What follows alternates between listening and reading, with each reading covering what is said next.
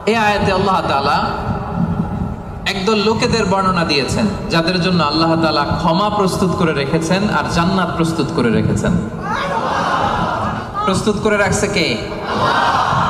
10 শ্রেণীর লোকদের জন্য, যাদের মধ্যে 10টা কোয়ালিটি আছে, তাদের জন্য আল্লাহ তাআলা ক্ষমা রেখেছেন আর আজরান আযীমা, মহা প্রতিদান রেখেছেন। এখন ওই 10 শ্রেণীর লোক আমরা হতে চাই কি চাই না? সবাই চান? এই 10টা অ্যাট্রিবিউট, 10টা বৈশিষ্ট্য যাদের জন্য আল্লাহ তাআলা ক্ষমা প্রস্তুত রেখেছেন, যাদের জন্য আল্লাহ তাআলা আজরান আযীমা, মহা প্রতিদান রেখেছেন, ওই 10 শ্রেণীর লোক হতে আমরা চাই কি চাই না? চাই। তাহলে মনোযোগ দিয়ে শুনুন। সূরাতুল আহজাবে আল্লাহ তাআলা 35 নম্বর আয়াতে 10 শ্রেণীর লোকের কথা বলেছেন, তাদের জন্য আল্লাহ ক্ষমা রেখেছেন মহা প্রতিদান। শুরুতে আমরা এই আয়াতের শানে নুজুল জানবো, কোন প্রেক্ষাপটে এই আয়াতটা নাযিল হয়েছে। বিষ্ণু ঈসা ইসলামের স্ত্রী উম্মে সালামা রাদিয়াল্লাহু তাআলা আনহা, উনি বললেন, ইয়া রাসূলুল্লাহ, আর-রিজালু ইউযকারুনা ফিল কুরআন ওয়ান নিসাউ লা ইউযকারনা। হে আল্লাহর নবী, কোরআনে পুরুষদের কথা অনেক বেশি বলা হয়, সাথে সাথে নারীদের কথা বলা হয় না কেন? নারীদের অভিযোগ আছে না নাই? এক বর্ণনায় এসেছে আম্মা জান উম্মে সালামা রাদিয়াল্লাহু তাআলা আনহা, আরেক বর্ণনায় এসেছে আরেকজন নারী।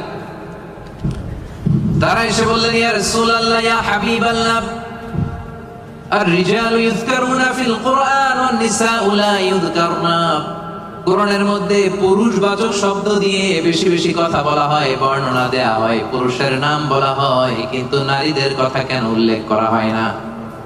এই প্রশ্ন যখন বিশ্বনবীকে করা হলো, নারীদের মনকে ঠান্ডা করে দেবার জন্য তাদের এই প্রশ্নের প্রত্যুত্তরে আল্লাহ তাআলা আয়াত নাযিল করলেন, ইন্নাল মুসলিমিনা ওয়াল মুসলিমাতি ওয়াল মুমিনিনা ওয়াল মুমিনাত। পড়েন সুবহানাল্লাহ।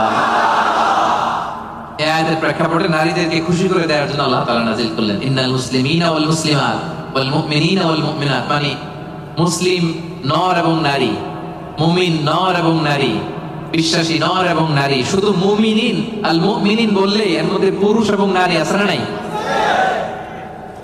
as-সাইমিন বললে রোজাদার নারী পুরুষ আছে না নাই? কিন্তু আল্লাহ তাআলা শুধু মুমিনিন বলেই ক্ষান্ত হন নাই, মুমিনের পাশাপাশি আল্লাহ বলেছেন মুমিনাত, মানে মুমিন নারীরা। ওই যে নারীরা বেখুশি, নারীরা অভিযোগ করেছে যে আমাদের নাম নাই না কেন?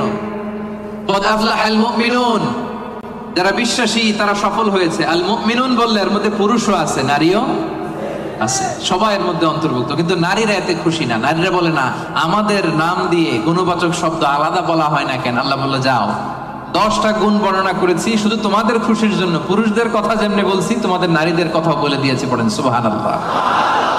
এজন্য আল্লাহ বললেন, ইন্নাল মুসলিমিনা ওয়াল মুসলিমাত, মুসলিম নর ও নারী, মুমিনিন ওয়াল মুমিনাত, বিশ্বাসী নর ও নারী, কানিতিন কানিতাত, অনুগত নর ও নারী, সাদিকিন সাদিকাত, সত্যবাদী নর এবং নারী, সাবিরিন সাবিরাত, ধৈর্য ধারণকারী নর এবং নারী, খাশিঈন খাশিআত, বিনীত নর এবং নারী, মুতাসাদ্দিকিন মুতাসাদ্দিকাত, দানশীল নর এবং নারী, সাইমিন সাইমাত,